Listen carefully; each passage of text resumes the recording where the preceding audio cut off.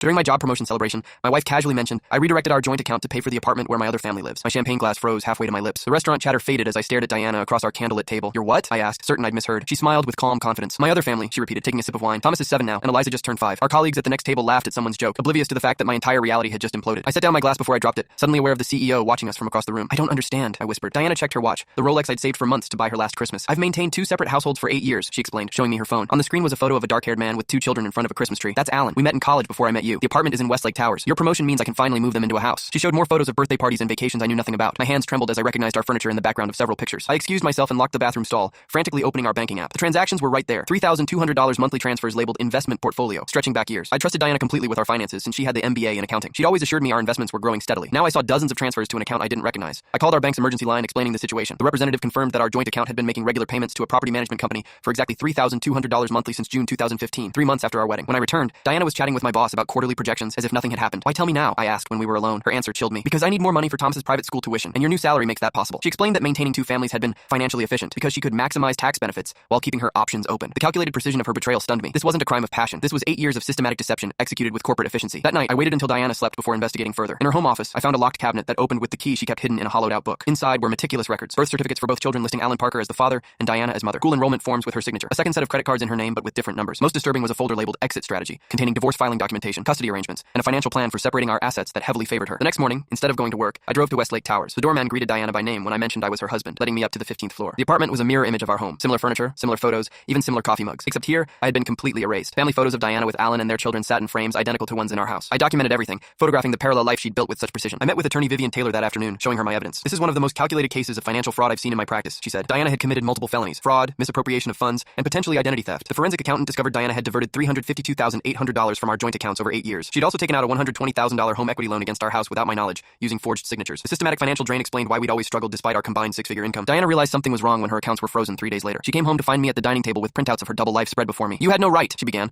but stopped when I played my recorded conversation with Alan Parker, who was equally shocked to discover he was the other husband. Diana had told him I was an ex who refused to accept our relationship was over. The children believed I was an unstable stalker they needed to avoid. The elaborate web of lies had required Diana to maintain detailed calendars and alibis that I found documented in her cloud storage, a level of planning that bordered on pathological. The criminal charges came first, financial fraud and identity theft. The divorce proceedings followed, with the judge showing little sympathy for Diana's argument that she was maximizing her potential for family happiness. The court-ordered psychiatric evaluation revealed her complete lack of remorse, diagnosing her with antisocial personality disorder. Alan and I gave concurrent testimony at her sentencing hearing. Diana received 4 years in prison and was ordered to pay full restitution to both households. Today marks 1 year since that promotion dinner when my life unraveled. The support group for victims of financial infidelity has become my lifeline. The divorce is final, and I've started fresh in a new city. Diana still writes from prison, clinical letters explaining how efficiently she managed both families and how impressed I should be with her organizational skills. Her parole hearing is next month, and both Alan and I will be there to ensure the board understands the extent of her deception. Some days I still catch myself wondering if anything in our marriage was real, but my therapist says that's normal when you've loved someone who never actually existed.